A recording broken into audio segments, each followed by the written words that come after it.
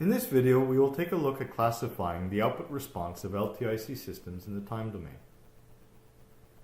The total response of an LTIC system is given in terms of the zero input and the zero state responses. The zero input response is the output of the system when we assume zero input signal and consider the impact of the initial conditions only. The zero state response is the output of the system when we consider an input signal x of t, but assume that the initial conditions are all zero. The system is set to be in zero state or to be initially relaxed. The zero input response is a linear combination of the characteristic or the natural modes of the system. So it's given by C1 e to the lambda 1t plus all the way to the Cn e to the lambda nt. Lambda 1 to lambda n are the characteristic roots of the system. We obtain the coefficient C1 to Cn by making use of the initial conditions. The zero state response is given by a convolution between the input signal x and the unit impulse response of the system h. The unit impulse response of this system takes the form of comprising an impulse function and a linear combination of the characteristic modes. The presence or absence of this impulse function in the unit impulse response depends on the specifics of the linear ordinary differential equation that represents our system. It should be noted that the linear combination of the characteristic modes that comprise the unit impulse response is different than the linear combination of the characteristic modes that gives rise to our zero input response. That's why we used two different sets of coefficients here. We should also note that the zero state response can be given in terms of the natural or the characteristic modes of the system, so that's through the impulse response, the unit impulse response here, or given by the force modes, which come from the input signal. We can also classify the output response of the system into what are known as the natural and the forced responses.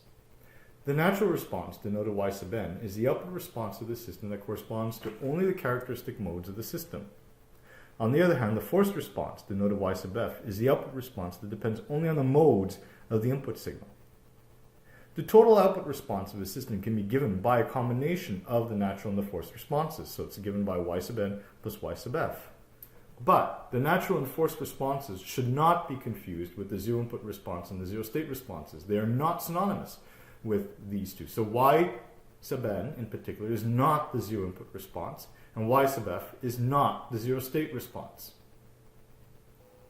Let's consider an LTIC system with impulse response h of t.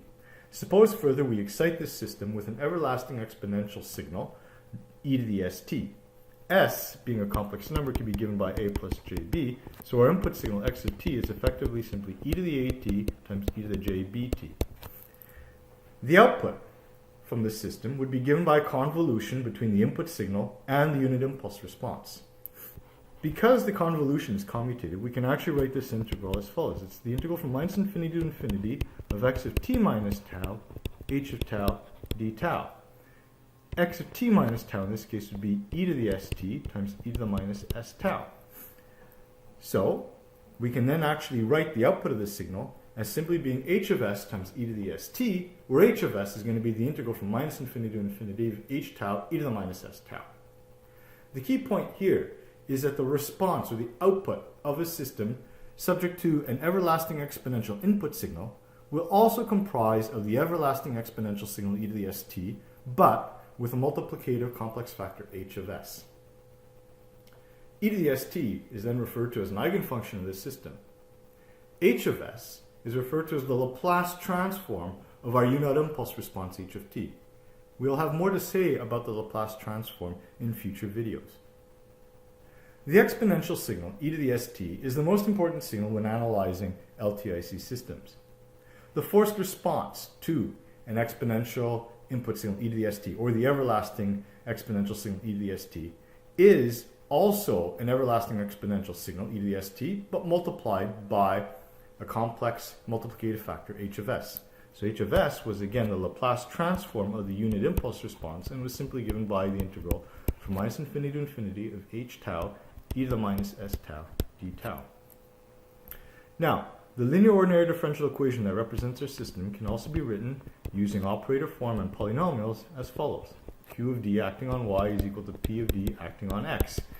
Q is a polynomial representing the differential operators acting on our output. P is a polynomial representing the differential operators acting on our input signal x.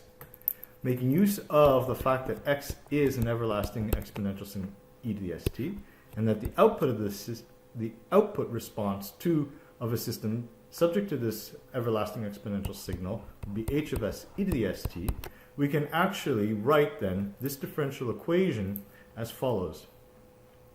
This then gives us the notion that h of s is simply going to be equal to p of s divided by q of s, and this is known as the transfer function of the system. We'll have more to say about the transfer function of systems when we consider LTIC systems in the transform domain. Finally, the output response of a system can be characterized in terms of the steady state and the transient responses. The steady state response, denoted y sub ss, is the output response that will persist for all of time. The transient response, denoted y sub tr, would be the output response that decays to zero as time goes on to infinity. The total output response of a system can also be written in terms of the steady state and the transient response. So we have y of t is equal to y ss plus ytr. So there are in fact three different ways that we can express the output response of a system.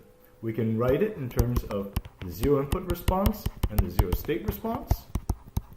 We can also write it in terms of the natural response and the forced response. And we can write it in terms of the steady state response and the transient response. The total output is given by either this form here, or this form here. It should be noted that none of these responses should be confused with each other. In other words, the steady state response is not equal to the natural response, or it's not even equal to the forced response. Likewise, the zero input response should not be associated with the steady state response or the transient response, nor should the zero input response be associated with the natural response or even the forced response. The responses themselves, yzi, yzs, yn, yf, yss, and ytr, are their own independent responses with their specific definitions. We can write the total output response in terms of some combinations of these output responses, but again, they should not be synonymous with one another. If you have any questions, please send me an email.